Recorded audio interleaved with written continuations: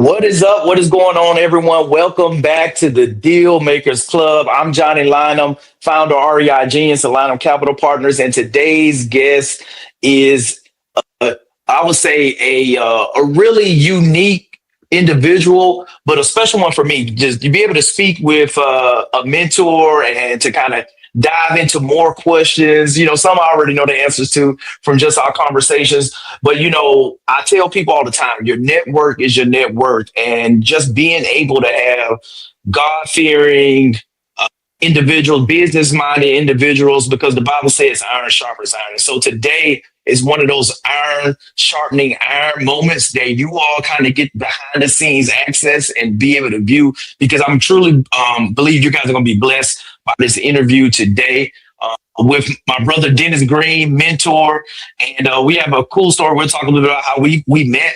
But Dennis has decided to his path at early age of 17 and executed it by 19. And he'll show you the plan on how he kind of strategically built his life, what that looked like. We're going off to college, going into the Air Force, life after the Air Force, after being an accomplished '06 colonel in the Air Force and serving. And then we'll kind of cover, those alliances he built throughout those lessons learned, looking back at life before the military, but then we come up today and how he's serving and continuously helping individuals and families today.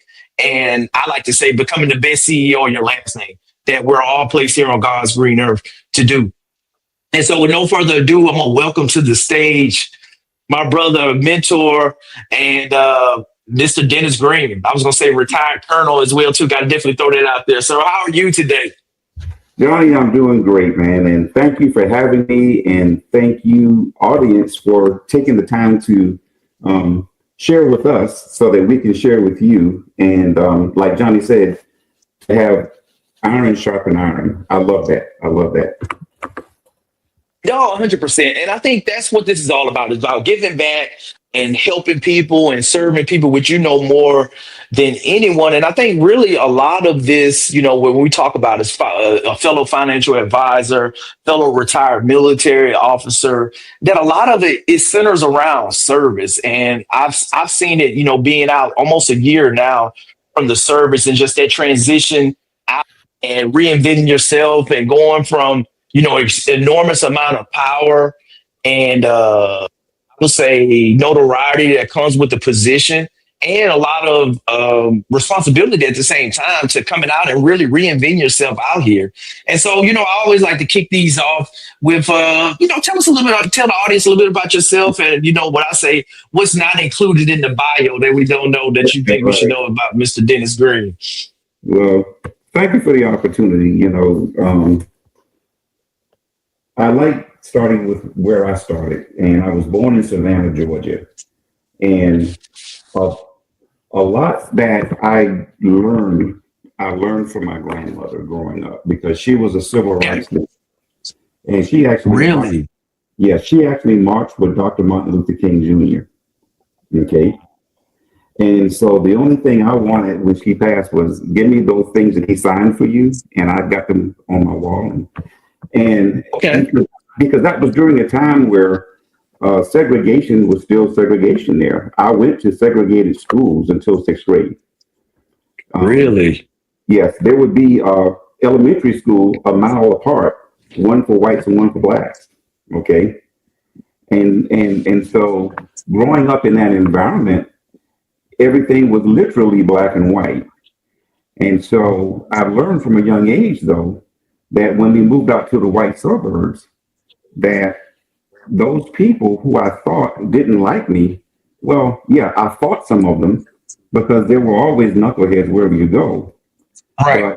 But there was a larger contingent of those people who didn't look like me that came to my aid. Okay.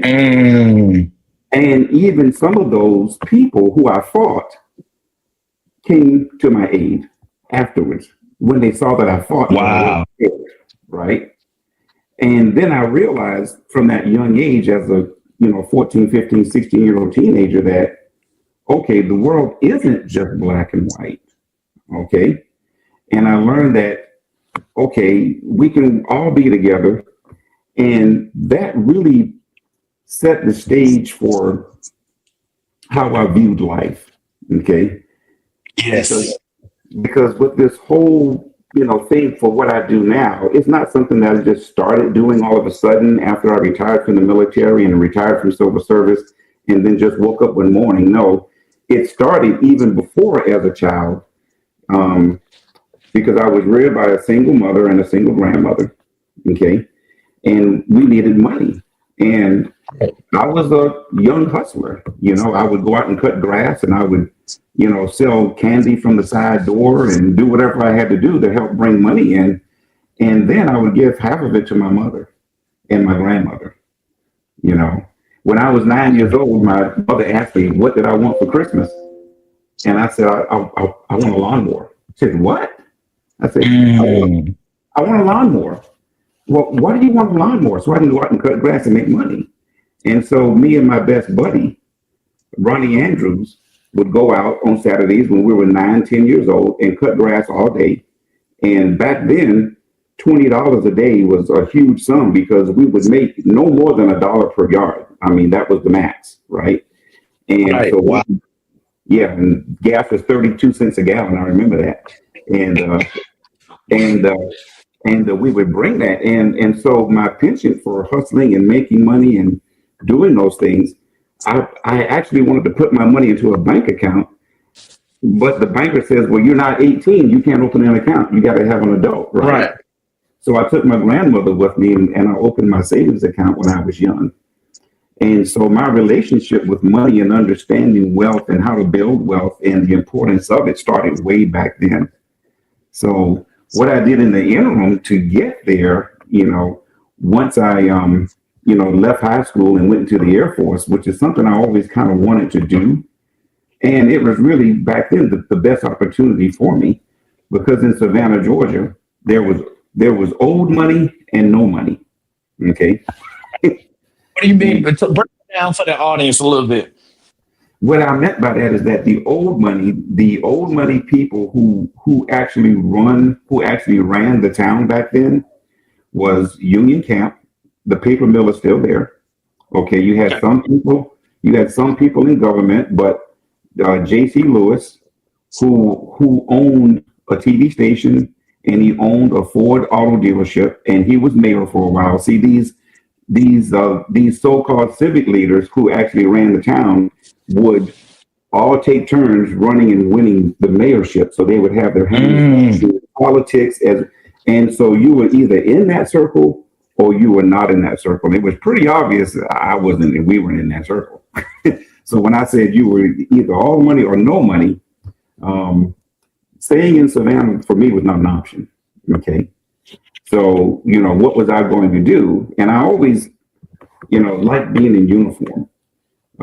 When I was a young kid, my mother bought us some encyclopedias, World Book Encyclopedia, and I would always look at the Cub Scouts. And, we couldn't even afford for me to be a Cub Scout because there just wasn't enough money left, right? But that thing about being in uniform. And so when I was 12 years old, I got to be part of a summer camp that was at Fort Stewart. And it was like 200 kids. And I was the top camper. I was number one of 200 back when I was 12 years old. And so, you were getting those strats for a long time. Right. And so, that all kind of led up to, I liked being in uniform. My stepfather was a medically retired Marine with 2 Purple Hearts. Okay. And he was injured in Vietnam twice. The first time he was shot 5 times. And after a few months, he demanded to go back to his unit. They patched him up and he actually went back to his unit. And the second Purple Heart was a few months later after that in Vietnam. His deuce and a quarter hit an IED and he was blown off the back and his leg was blown off. And his buddy held his leg together to the point to where it was miraculous, to where he was able to keep his leg after 2 years in a body cast. Okay. Wow. And so my father really is my stepfather. And after he recovered on the GI Bill, he went to Savannah State back then college, now it's Savannah State University. That's where he met my mother when he came to Savannah.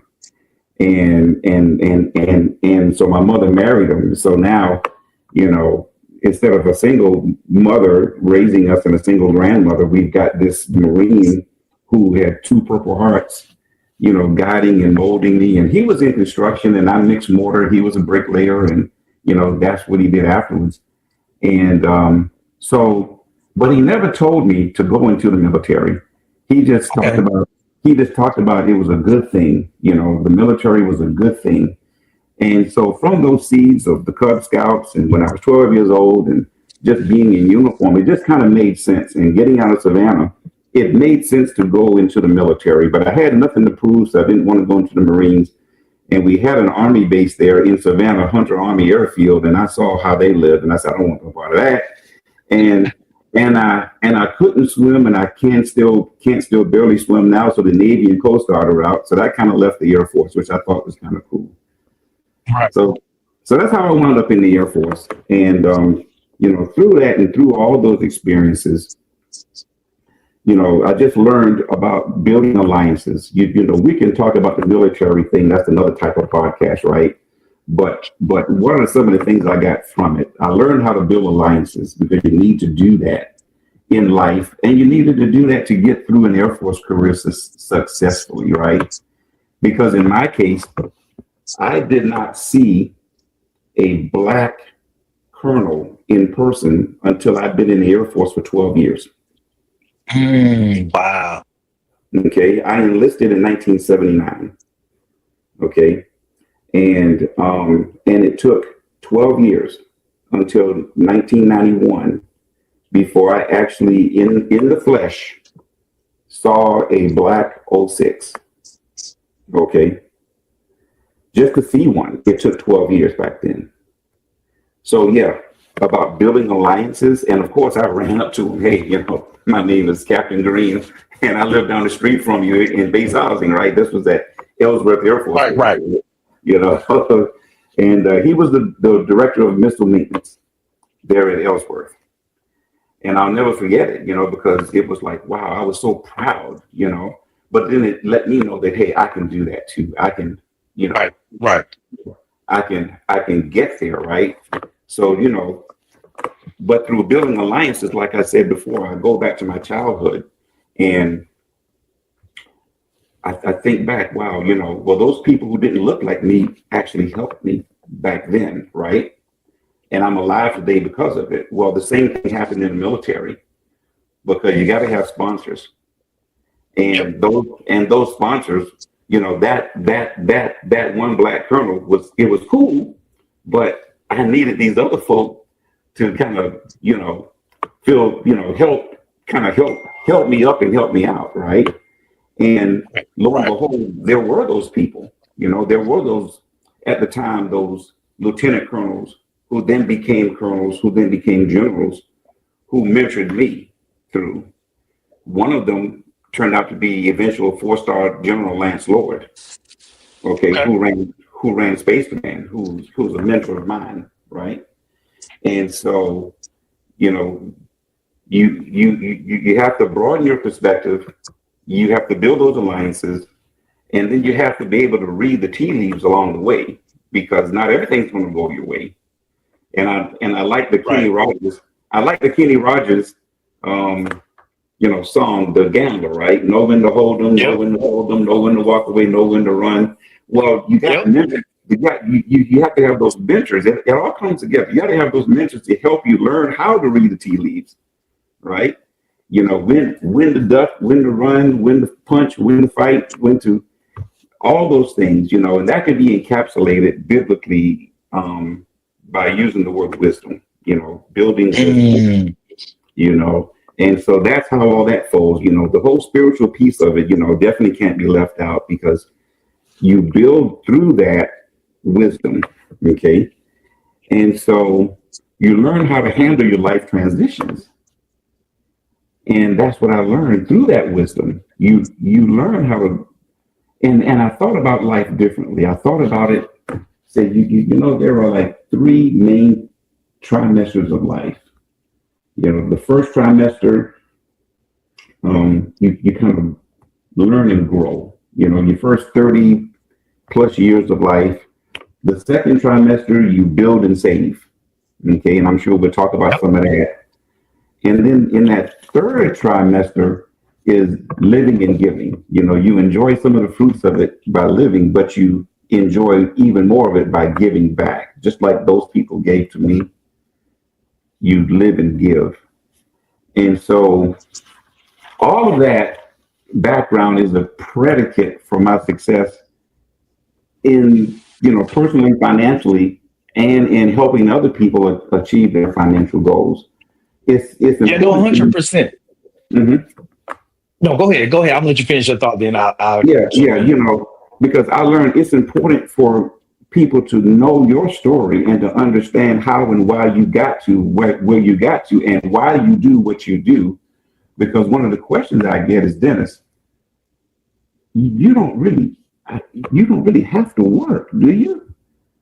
I said, no, I don't have to work. I want to do this. This is my calling. This is my ministry, right? And I tell them the story from a child why I got a lawnmower when I was 9 years old instead of a bicycle. Okay.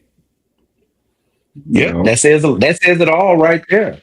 I think a lot of man, that's so much to unpack. There, I'm taking my notes and I'm like, where do I even want to go? Because like it's so like the wisdom is a really great word because I think a lot of things that you talked about, and I think a lot of it, there's so many different ways we could kind of peel the onion and go. But I think one right now that really stands out, even with you kind of see like the Nolan Wales case that's going on right now, and just kind of the cross section of race and economics that we have right now. And I think a lot of times that you can is you it's you a lot of times people get defined by the color of their skin and you get lumped in a bucket with everyone, and it goes on both sides. And I think it's navigating that space, especially as a financial advisor. And we're on the Dealmakers Club for those that's jiving in, and we're really talking and breaking down kind of a lot of the nuances that roll up into the habits of building wealth that Dennis talks about, but also the environment that we come up in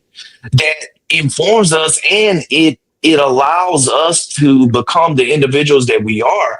And I think I was listening to a podcast with the founder of Morgan & Morgan, which is one of the largest, if not the largest, injury attorney firms in the nation. And he talked about the power of the paperboy. And there's a book out there. Oprah Winfrey had a paper route, and just and it really just wasn't paper routes. That a lot of people that were successful individuals, you look back over history, that they were paper boys or paper girls that went on to be really successful in life. But it was the mindset and the entrepreneurial mindset at a young age. And I look back at myself with having a lawn care business, at 16 to make money because my parents didn't have a lot of money. Being able to wash cars and doing that side. It's funny, my son, who's 13, him and his neighbor, they started power washing garbage cans and, and power washing cars and washing cars. And she was like, you don't need to be out there doing. I'm like, do not take that from him. If he wants to go out and be entrepreneurial and he wants to make his own money, it's like the last thing that we want to do is suppress that spirit of him and being able to go with marketing and speaking with adults and being able to conduct business, like so many intangibles, but the environment that shapes us that I think you speak to so eloquently, that drives who you were when you showed up in the military, how you navigated in the military, and being able to build those alliances has impacted your life where you were in a position where you didn't have to work for money, but now it's a bigger service. Talk a little bit about that and kind of how that's you position yourself from your experiences kind of to get you to where now with the different alliances that you have. And, kind of like the Kenny Rogers piece with just kind of knowing how to move and navigate those waters, because it's a skill. Well, I won't say a skill, it's an art. Yeah. And it's also a passion, right? Because I was licensed in 1992. I was first licensed while I was still in the military. Okay. Started with Prudential. I got my insurance license and my Series 6 license to be able to sell variable life insurance. That was the whole thing, right? And from that, the military kind of got in the way a little bit, but I was still following my passion a little bit. And so I eventually left Prudential, went to Allstate for a minute, and I was their life specialist there. And then I went independent, right? Okay. And then for the most part, I wasn't able to work the business side of it because the military side of it took so much. But I kept my licenses current through all of that. And I was the guy at the water cooler that everybody would ask questions. What do I do with this money? What do I, Right. what do you think? And so I was helping and I was giving for decades. Okay. I just wasn't getting paid for it, but I was getting paid for it through blessings. Right. Yep. And so now I have a list of over 600 warm connections I can call right now and say, hey, guess what I'm doing full time? Here's my website. Oh, it's you. So you see, so all of that giving is now paying off to where the whole prospecting piece of it that makes this industry so hard, because if you don't make it within the first 3 years, you're probably not going to make it in this industry because the hardest thing is prospecting, right? And, Yes. I mean, if it weren't for prospecting, everybody would do it, Right. you know? Go. Right. And so the thing that makes this industry the hardest for me makes it the easiest, right? Because it's just calling a friend. Here's what I'm doing. We can have a conversation if and when you ever want to. And, that can kind of lead to when we get to the part as to specifically what I'm doing now. But that's sort of how that whole transition thing took place, right? I was and not even knowing that I would come back to this. I didn't know that I was going to come back to this. Okay. Because after the military, after 32 years in uniform, retiring in 2011, I did 10 years federal service as a federal investigator. That's another whole story. Doing housing discrimination complaints in Region 8 in Denver and Montana and up. Yeah. That's another whole thing altogether, right? But just helping those people, helping them with their investment choices, just where to put their money. We talked about thrift savings plan for, federal workers and most people having their money in the G fund. And I'm saying, look, you're losing. Well, I don't want to lose any money. Well, you're losing with your money in that G fund, right? I would help them. And one of the things that made me feel so good, Johnny, was one young lady. She had around $200,000 in the G fund when I met her in when I met her in 2013, and I got her to move at least half of it out into the C fund, at least half of it. And she called me a couple of years ago thanking me so much because now she's a millionaire. Simply from that one couple clicks of a button. right, just a couple clicks of a button changed her whole life. Okay. So of course now she's a client.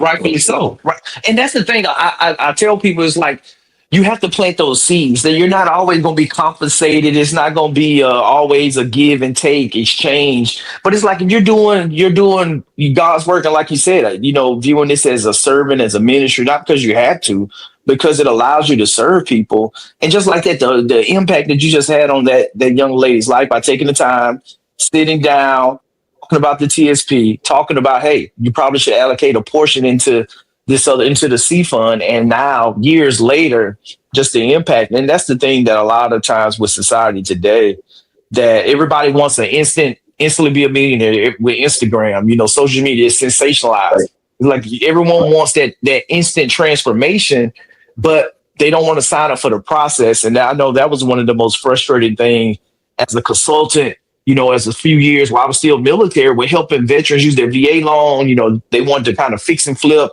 After writing my book, that they wanted to kind of be like me and build a fix and flip business on the side. But once they kind of got behind the scenes and like to see the process in order to have the successful flip, to have the profit and doing those things, there's like a lot of people, the majority didn't want to sign up for that journey, the process to go through and the time that it takes in order to reap the success that unfortunately there's no, I haven't found the overnight success, that ability to find it, that you can tap into it where it just happens like that, unfortunately. Most people spend more time planning a vacation than planning what actually happens after a major real estate sale. I'm Johnny Lynam, retired Air Force Lieutenant Colonel, real estate investor, and financial advisor. I help commercial real estate owners and accredited investors navigate 1031 exchanges, passive income strategies, and long-term wealth planning with institutional level insight. If you're thinking about selling, exchanging, or repositioning capital, let's build a strategy that protects your wealth and creates freedom. Simply visit johnnylynam.com/call to schedule a private strategy session today. So, kind of, what are you doing today? How has that evolved with serving? You're clearly, even in the military, you were serving outside of the traditional way. And I found a lot of times people, they put you in a box. Hey, you're a military officer. I had a commander like, hey, you should be doing this outside thing and leading these teams. I'm like, I'm here, I'm locked in. But when I get off work, I can lead at home or lead another business as long as I'm not infringing on what I got to do here. And but a lot of times people put you in that box and they always see you as how they've met you or what they assume you should be. And so we're always reinventing ourselves. And I think with like all the experience that you shared with us and everything, how is that showing up now with you serving clients? Oh yeah, tell a little bit about the name of your firm too, and kind of where you're at geographically. I think that'd be good for the audience too. Okay, yes, I'm in Hampton Roads, Virginia. So I live in Hampton, Virginia. My office is in Chesapeake, and my business is Green Wealth Strategies. So that's www.greenwealthstrategies.com. And green is with an E, but I bought both domains. So if you leave off the E, you'll still get my website. Nice. Right. And here's what happened. When I finished my federal tenure, I did 10 years and retired from the federal government, right? My wife is still working. We have an empty nest. We have 2 sons. They're grown and gone. So I spent 2 years just remodeling this house. Okay. Got a good nice. So you know what? I'm just going to remodel it, and so that kind of kept me busy for a couple of years. And then I had to figure after, what am I going to do when I grow up? 2 years, I got to grow up sometimes. I got to figure out what I really want to do when I grow up. And it's like, well, what is it that I've always done? And biblically, you think about the gifts that God gives you. This is when the reflection comes in. And I talk about that, entering that 3rd trimester of life, the part where living and giving part. So all of this is happening just as I'm going into that 3rd trimester of life, right? Living and giving. What gifts did God give me? Well, he gave me some gifts to learn about money, going back from the very beginning, right? Cutting grass, right. Picking up bottles off the street. Before there were aluminum cans, there were bottles. And for the 12-ounce bottle, we get a nickel. And if you got a 16-ounce bottle, we get a dime, right? And so, put them in our little red wagon and take them to the, and catch them in. And so if that's just how God made me. And so that's the blessing that I can share. And so I realized that's really my ministry.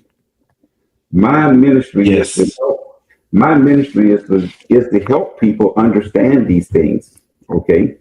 Because it's a blessing to be able to know how to do it, to have, I started investing in 1987, and hadn't stopped since.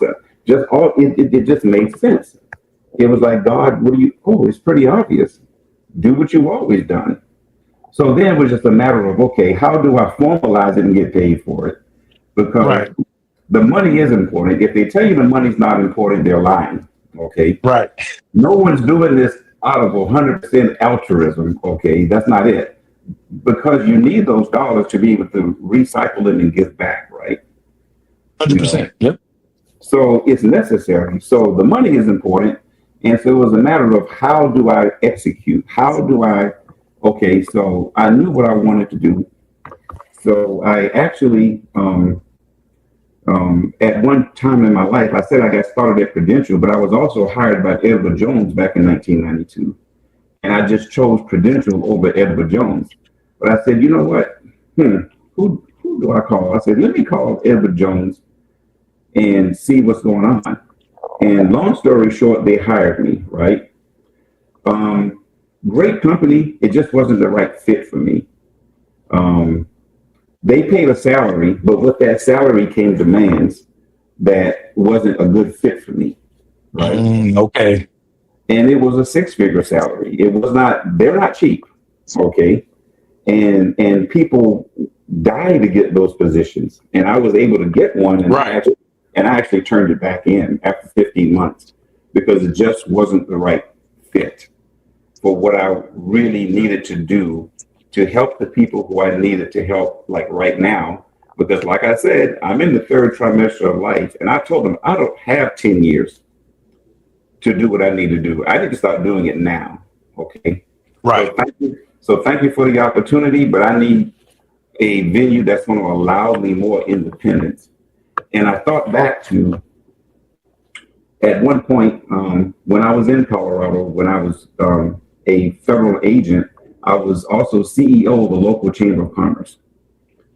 And so I had some businesses that were with LPL Financial that were part of our Chamber of Commerce. As a matter of fact, one of the board member who recommended me to become CEO of that Chamber of Commerce was an LPL advisor. So I called him up.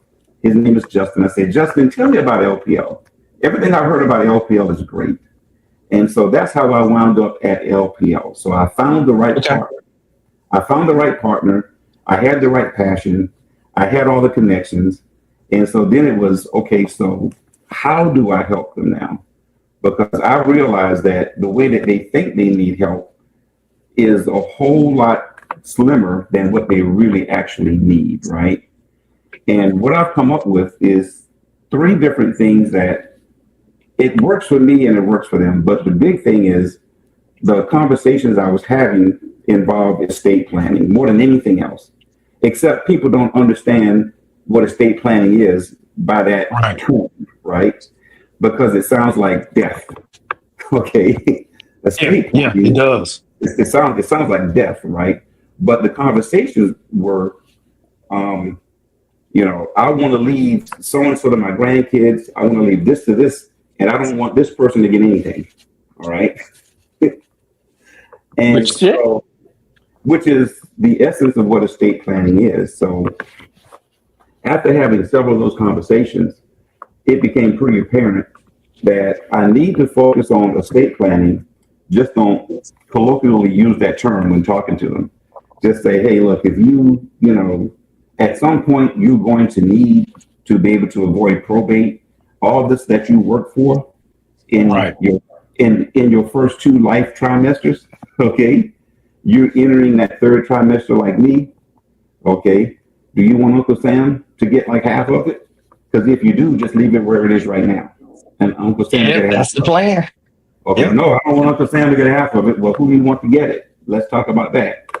And so then we go into the estate planning mode, And so I've set up my business model to help clients through those. And believe you me, one of the biggest things, and this is where the ministry comes back into it too, is that it forces families to have tough conversations now.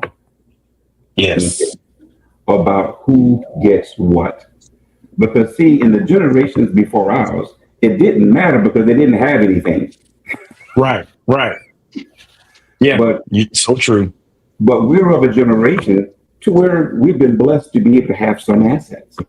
Okay. And so how do we, divide it? Who do we want to get what? And what's the smartest way to do it? Well, it forces families to have those conversations. I was just having one last night with a friend of mine who just purchased a home on Martha's Vineyard, an investment property for $2.2 million, right? And he was having a conversation with he was having a conversation with the kids about, well, when this happens, this is how I'm looking at doing it. And as it turned out, the kids didn't want the house. Okay. Yeah. So he called me up, Dennis. I'm having this conversation with my kids, and they don't even want the place.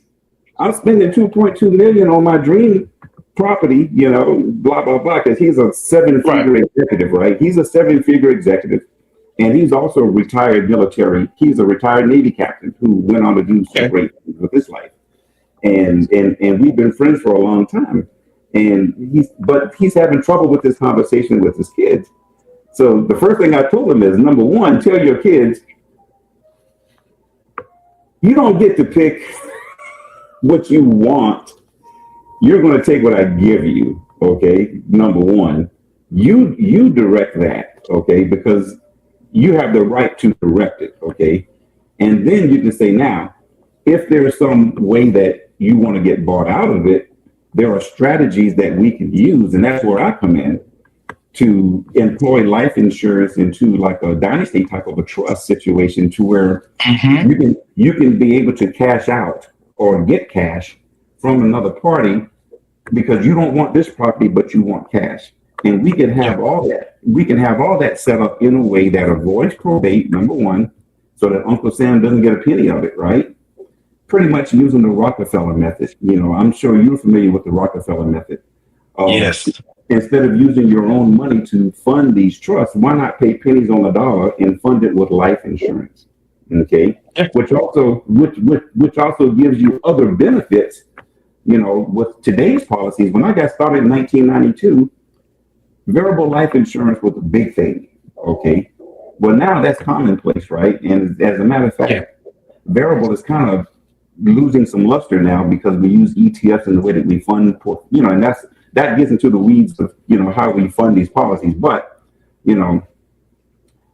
just to be able to have a product that will help take care of you if you get sick. Okay. For pennies on the dollar, you buy a $5 million face policy and you pay, say, $150,000 or whatever, right? And you do a one-time pay. You maybe pay $250,000 for a one-pay $5 million policy, right? Well, guess what? You get $5 million worth of coverage to help you with those health expenses. If you need someone to come to your home, if you don't have to be at a nursing home. 70% of us, if you get to age 70% of us will need to use that. So it's something that's probably going to happen. All right. Yeah. You need those living benefits. You need those living benefits. And so people want to self-fund. Well, all that time in those first 2 trimesters of life, you built all this. You don't want to have to burn it on that. You shouldn't want to have to burn it on that. So let's come up with a strategy that maintains that for the way that you want to bequeath it and the way that you want to use it, and cover your health and do. So there's so much that we can do nowadays with estate planning, right? But I don't use the word estate planning because it sounds like death. So that's one. Most definitely. I think that's the conversation. Most people, like you said, most people don't want to talk about insurance. They don't want to talk about estate planning, but it's so necessary, especially if you have assets, if you have young underage children, where if something happened to you or to a spouse, and who do you want to take care of your kids, and who do you want to own your 401k or to receive those assets that you have? They don't always have to be just real estate, your stock portfolio, things of that nature. That it's a conversation that a lot of people avoid, or they don't realize they need to have. And so I think that's, like you said, it's a ministry, and that's why we're here to kind of help bring the consciousness and bring that wisdom and knowledge and our skill set to help them long term, and to put those things in place where, now it frees them up, where you're not worrying about money. You can have that financial freedom, that time freedom to do what it is that you want to do and however you want to spend that time, because you had the right habits, you had the right discipline to go through that. I want to unpack and kind of go rewind a little bit and go back to like those early years of Savannah, because I always, I was listening to Dr. Miles Monroe, this week, and was just talking about, just the difference between being poor, broke, and it was saying, the rich and poor have one thing in common, and it's that they're both the child of God. But he Right. talked about how one can choose to embrace, despite the environment, that they can go down a path where they don't have discipline. And when the Bible talks about, you know, being able to, we perish for the lack of knowledge. And what you're looking at perish, when you unpack it, the word and really look at it, it doesn't mean like death, but it means not having discipline. You're not having the right habits. And if you don't have the right discipline, if you do not have the right habits, regardless of the environment that you're in, you're going to be overcome by your environment, and good or bad. And a lot of times that we look at it, that being able to say that poor is a a monetary, is a temporary condition, but broke is a mindset.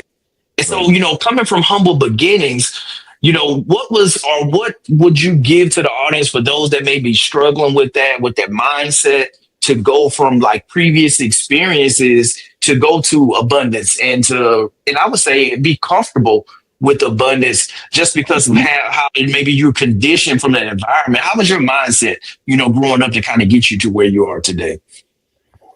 Good question, Johnny. That's a real good question because it's not like turning on a light switch. It is a process, and it's a continual process, and Okay. it's a continual process that sometimes I still struggle with today, right? Because I have to tell myself that I've earned and I deserve what I have. Okay, Yes. all right. Um, so I would start by saying, um, man, really, really, really good question. No one ever asked me that before. So give me a moment to ponder Yeah, this. take your time. Take your time. Because I asked that because I think that it's Because I for want me. I want to know, because yeah, I had the same struggle, and I yeah, know that other people probably had the same thing too. And from your right. your point of view and experience and wisdom, I think it'd be It, really good. yeah,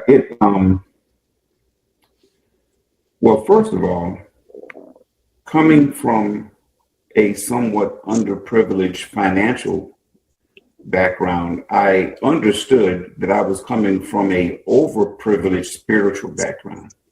That's a bar right there. Right. I got more than most others got, okay, to help set that moral compass from early on from day one. You see, my mother was a teacher who is now a preacher. She left the school Okay. after 14 years to start it. The Lord called her out. So I'm a PK. I'm a preacher's kid. Okay. Okay. Same here. Same here. I get that. Okay. All Respect. right. So so I was rich, so rich that I didn't, and I thought that everybody just kind of got the same stuff, right? And I learned when I went in the Air Force and I went to boot camp that, oh no, no, no, no, no, no, no, no. I was a little bit different. I was wired. So the first thing was understanding that, oh, I am wired a little bit different. I didn't realize I was wired differently. Okay. And that happened during that first trimester of life, right? That I talked about, right? And and okay, so now I realize I'm a little different, and okay, um, I'm gonna do my best to excel because I wanted to make my grandmother and my uncle proud. I say my uncle because my grandfather died when I was 5 years old. My maternal grandfather, Okay. and and that's why I said I was raised by my single grandmother and single mother. Right, we all moved back into the same house, and Gotcha. and so his brother lived 2 blocks away. So his brother, my uncle, became my grandfather, and I wanted to make them proud. That was the next phase of it. Okay, I'm wired a little bit different. I really want to make them proud. How do I make them proud? About all the things that they put into me before, right? Mm. And so that became a huge part. And before my grandmother passed in '05, back in '03, I actually videotape her life story. I've got 6 hours of video. That's just priceless right Wow. now. It's just priceless right now. Okay. And everyone says, Dennis, what caused you to take the time to even think of doing something like that? I said, well, I have a camcorder and she's my grandmother and she's not going to be here forever. So it just made sense to, but that's why I say I'm wired different. Nobody else thought to even do it. They thought it was such a great thing and that we have her now with us still.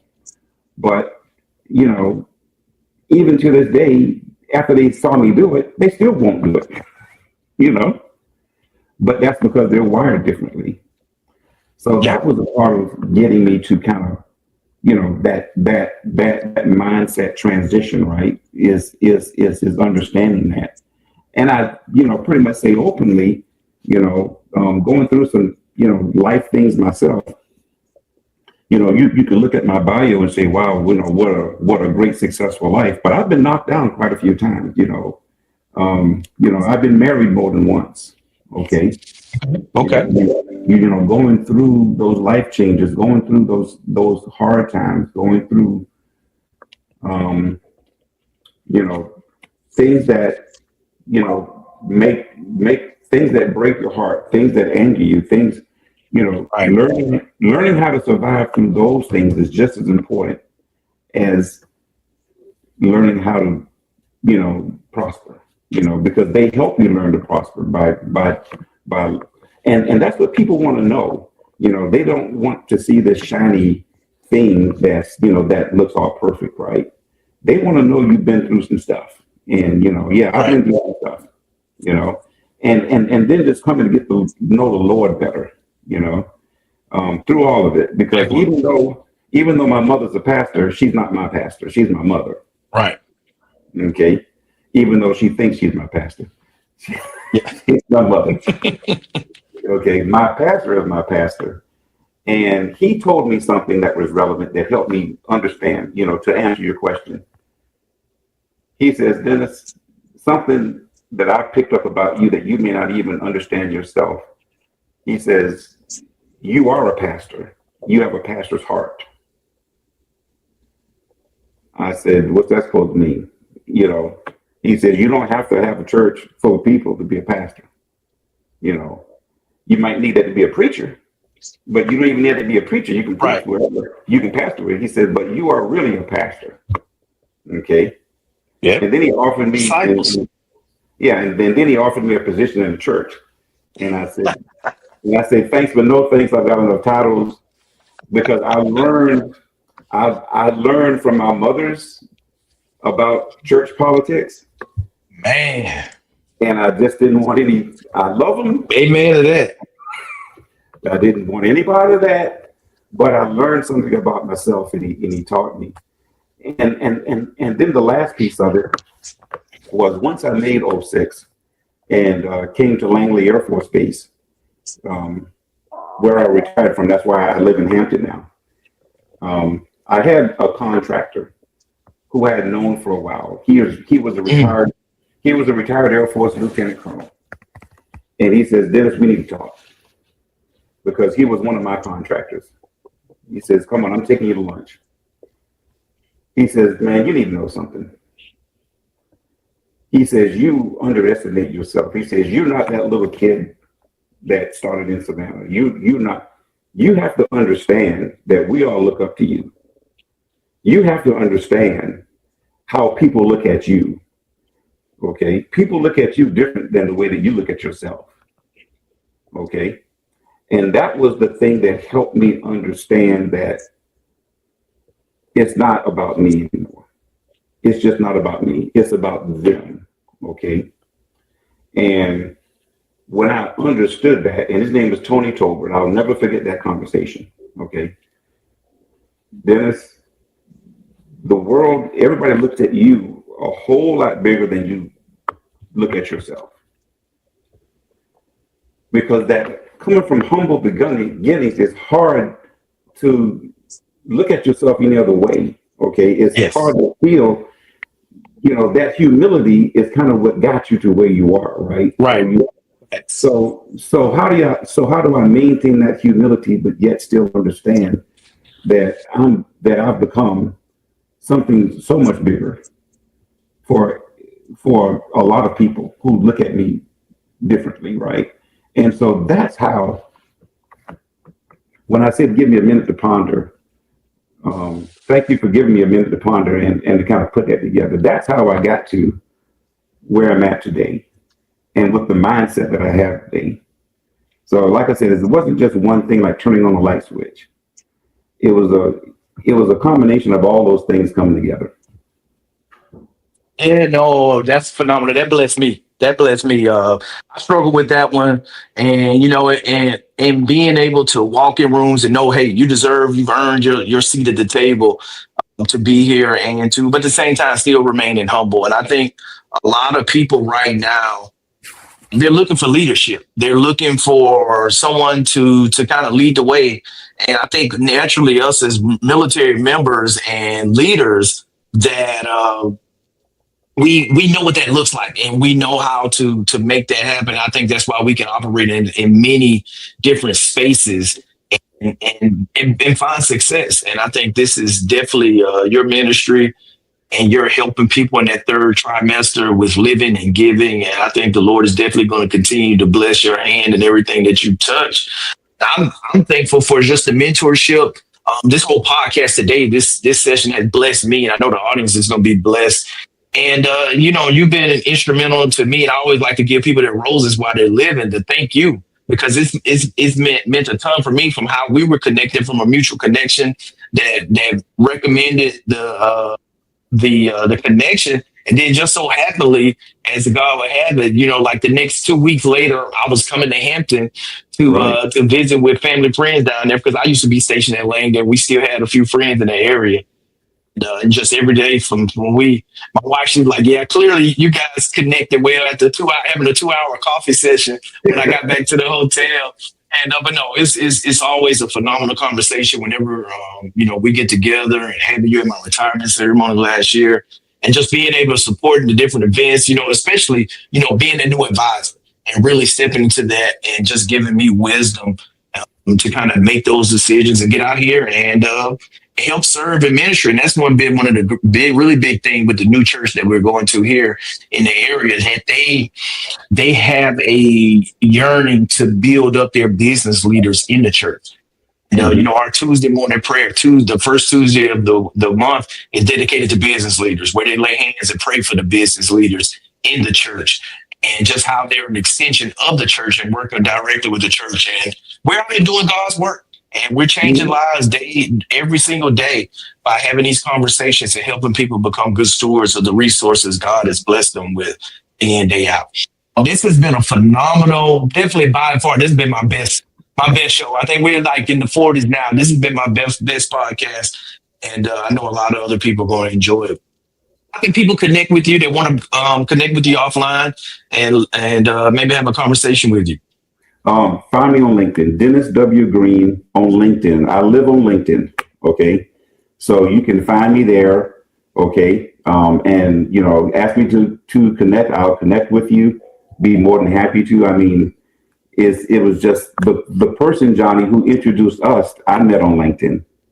All right. There you go. So there you go. So LinkedIn, find me there. Or you can go to my website at greenwealthstrategies.com. So green with an E, but if you leave the E off, like I said, you'll still get there, because I bought both domains. All right. And looking forward to meeting and speaking with all of you out there. And because if you're a friend of Johnny and a friend of the show, then you're a friend of mine. And can I end with a couple of other things that I just kind of learned along the way? Of course. Yeah. One thing I've learned is I was told at one time that I was afraid to succeed. All right. And that stuck with me. And why? Because I was in middle school and I wasn't doing well. right? Because I volunteered for Newts, and I was in school, Okay. and I was, you know, afraid to make a mistake because they said you got to be error free, and I was just afraid. And the instructor says, "You got all the talent, but you're afraid to succeed." You know, you've heard afraid to fail, but I've never heard. So don't be afraid to succeed. And that stuck with me. And always remember that you always get more back than you give. So volunteer and mentor, because through volunteering and mentoring, I can talk about volunteering all day long. I'm a member of a few organizations here in Hampton Roads, um, 200 plus men.com, and it is phenomenal. Okay. And we give to what we primarily do is all of the students in Hampton Roads, all of the young black men who graduate with a 3.0 or higher, we honor them with a medallion and with scholarships. Okay, here in the area.